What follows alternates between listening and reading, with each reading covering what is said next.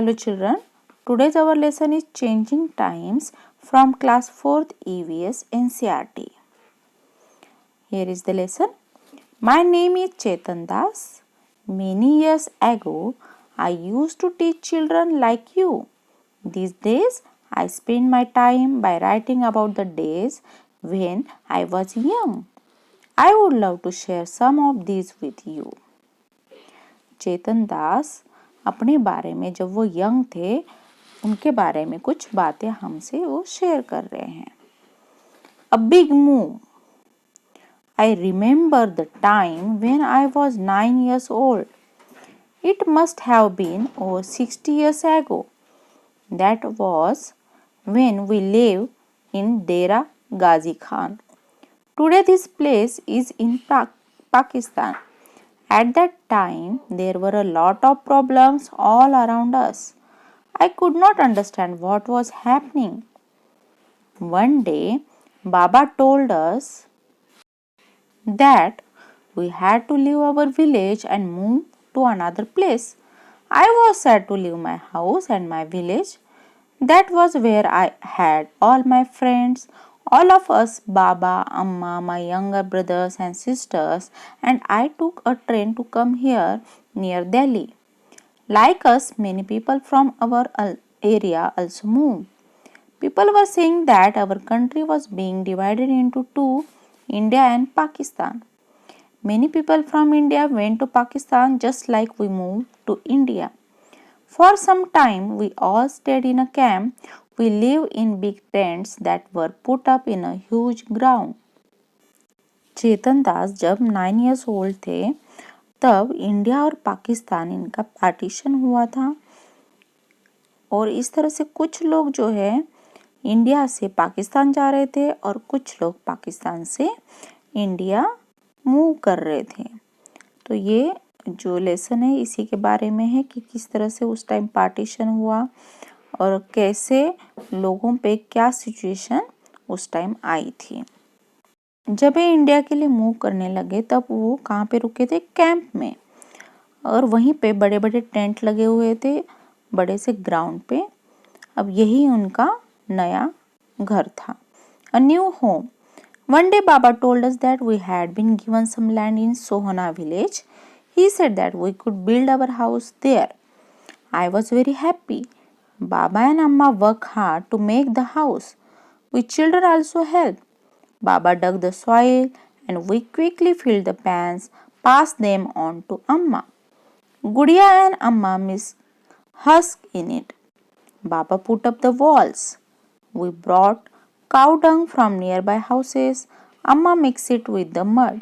She coated the floor with this mixture just like she used to do in our old house. Amma used to say that this would keep the insects away.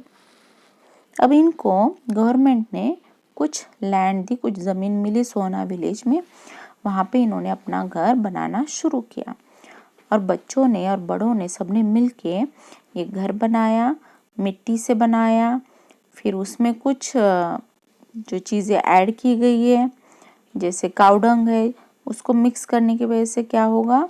अम्मा ने बताया कि इससे insects जो हैं घर में नहीं आएंगे.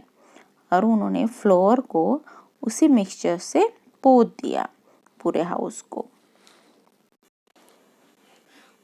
Then it was the turn for the roof to be made. Baba made a frame by joining strips of wood and fixed it on the four walls. We put branches of neem, kikar leaves on the frame so that the termites would not harm the wood. Amma put old gunny bags on these and covered them with mud. Most of the houses around our house were made like ours. A few were different, but I like my house the best. It was just like our old house. अब इन्होंने घर तो बना लिया. अब किस चीज़ की बारी थी? रूफ बनाने की, छत बनाने की. छत बनाने के लिए उनके बाबा ने क्या किया? जो वुडन स्ट्रिप्स होती है उनको ज्वाइन करके फ्रेम बनाया और उसको फिक्स किया चारों दीवारें मिलकर. और फिर कुछ ब्रांचेस नीम और कीकर लीव्स की रखी गई उस फ्रेम के ऊपर. जिससे क्या होगा, उस वुडन फ्रेम को टर्माइट्स नहीं लगेगी। हमने देखा था ना पहले वाले लेसन में, टर्माइट्स के बारे में हमने पढ़ा था।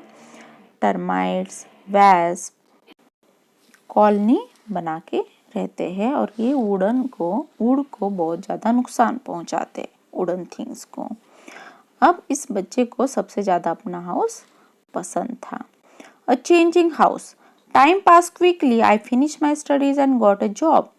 Amma Baba wanted me to get married. I thought that before I got married we should repair our house and build one more room. In those days, people in cities were using cement. They said that this made the houses stronger. We also thought we would use cement. We use iron and cement for making the roof of the new room. अब जैसे जैसे time pass हुआ, ये बच्चा बड़ा हुआ, उसने अपनी स्टडी कंप्लीट की, उनको जॉब मिली। जॉब मिलने के बाद उनके मम्मी पापा ये चाह रहे थे कि इनकी शादी हो, पर इन्होंने सोचा कि शादी करने से पहले मैं अपने घर को पूरी तरह से रिपेयर करूँगा और एक रूम भी बनाऊँगा। अब जैसे जैसे टाइम पास हुआ, अब क्या यूज़ करने लगे घर बनाने के लिए? सीमेंट यूज़ करने लगे, क्योंकि ये बहुत ही ज़्यादा स्ट्रॉन्ग होता है, स्ट्रॉन्गर होता है, जो हाउस को स्ट्रॉन्ग बनाता है। In those days, unbaked bricks were also available in the market. We made the walls with them. The use of bricks was useful. We did not need to coat the wall. अब उस time BRICS भी available होती थी, जो अनबेक होती थी, जो भुनी हुई नहीं होती थी, बेक की हुई नहीं होती थी। उससे उन्होंने वॉल्स बनाए और उस वॉल पे उनको कोट करने की ज़रूरत नहीं पड़ी। वो ब्रिक्स बहुत ही यूजफुल थी। Once a year we would whitewash the walls. We also built a small kitchen in the courtyard. The kitchen had a mud chula and place to keep the vessels. और उन walls को बस white wash कराना होता था साल में एक बार। अब उन्होंने छोटी सी किचन भी बनाई आंगन में, और उस किचन में एक चूल्हा भी था मिट्टी का, और बर्तन रखने के लिए जगह भी थी। Then I got married and my wife Suman came to our new house to cook. Suman used to sit on the floor in the kitchen. We all used to sit on mats in the kitchen and eat together. It was a happy time.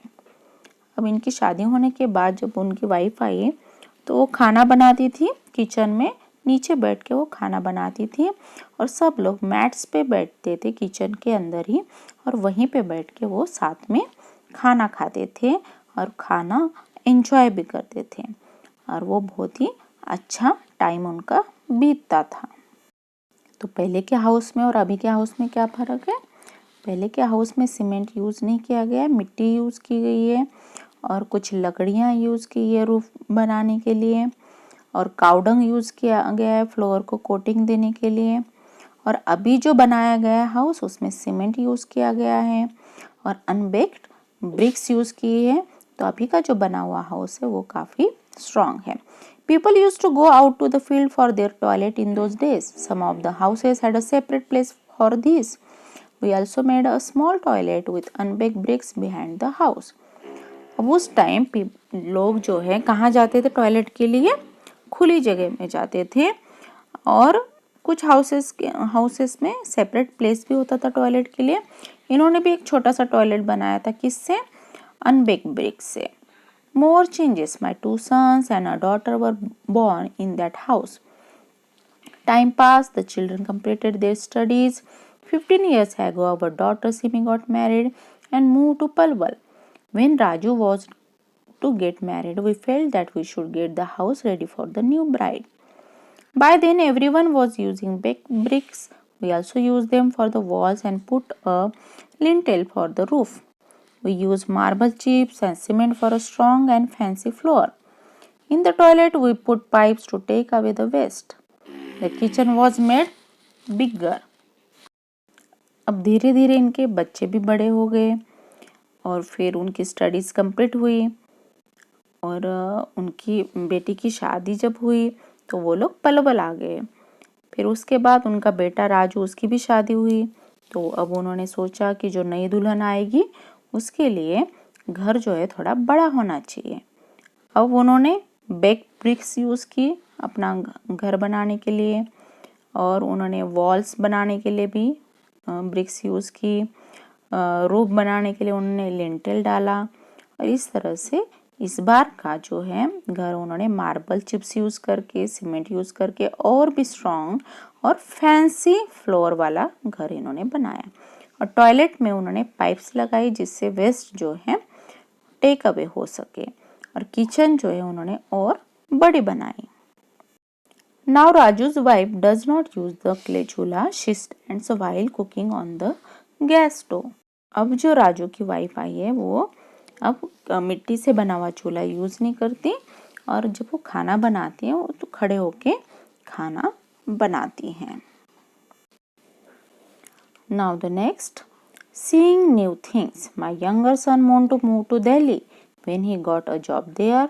Now he stays there with his family. Suman and I stay with Montu for some months in a year and with Raju in Sohna for the rest of the time.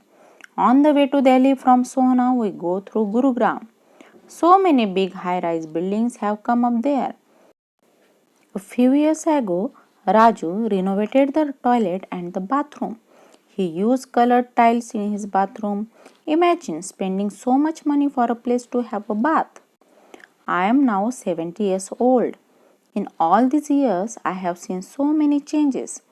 Even in my own house, I don't know where my grandchildren will want to live and how their house will be. I wonder what the houses are like in Dera Ghazi Khan today. And how about all my friends, where will they be? अब जब इनका छोटा बेटा बड़ा हो गया और वो दिल्ली जॉब के लिए जब चला गया, वहाँ पे वो उसकी फैमिली के साथ रहने लग गया। तो सुमन और चेतन दास कभी अपने बड़े बेटे के पास रहते थे तो कभी अपने छोटे बेटे के साथ रहते थे। तो जब वो दिल्ली से सोहना के लिए लौटते थे तो उनको गुरुग्राम से जाना पड़ता था। तो रास्ते में उनको बहुत ही बड़ी बड़ी बिल्डिंग्स, हाई राइज बिल्डिंग्स दिखाई देती थी। अब कुछ सालों पहले राजू ने भी टॉयलेट को रिनोवेट किया था, बाथरूम को भी चेंज कर दिया था और उसने कलरफुल टाइल्स जो है बाथरूम में यूज की थी। तो ये चेंजेस चेतन दास ने इतने सालों में बहुत सारे चेंजेस उन्होंने देखे थे। अब वो ये सोच रहे थे कि जब जहाँ मेरा बचपन गुजरा वहाँ के हाउसेस पता नहीं कैसे होंगे और मेरे फ्रेंड्स जहाँ पे भी होंगे वो किस तरह के हाउस में रहते होंगे। Summary of the lesson. Dera Ghazi Khan is a place in Pakistan. Chetan Das and his family lived in Dera Ghazi Khan before India was partitioned. During the time of partition, there was lot of problems going throughout the country. The family moved near to Delhi and had to stay in a camp. They were given a plot in Sohna village. Chetan Das and his family used different materials such as cow dung, mud, wood, branches of neem and kikar trees, gunny bags to build their new house. A coat of cow dung and mud keeps insects away. The branches of neem and kikar trees help save wood from termites. The roof of the new room was made using iron and cement. Toilet cleaners and waste collectors were not allowed to enter the house. With the passage of time, the kind of materials used to build a new house changed. Houses of today are better equipped with separate kitchens and toilets and other facilities. I hope you understand this lesson very well. Okay students, bye, take care. I will be there with new video, the assignments and solutions of this lesson. Thanks for watching.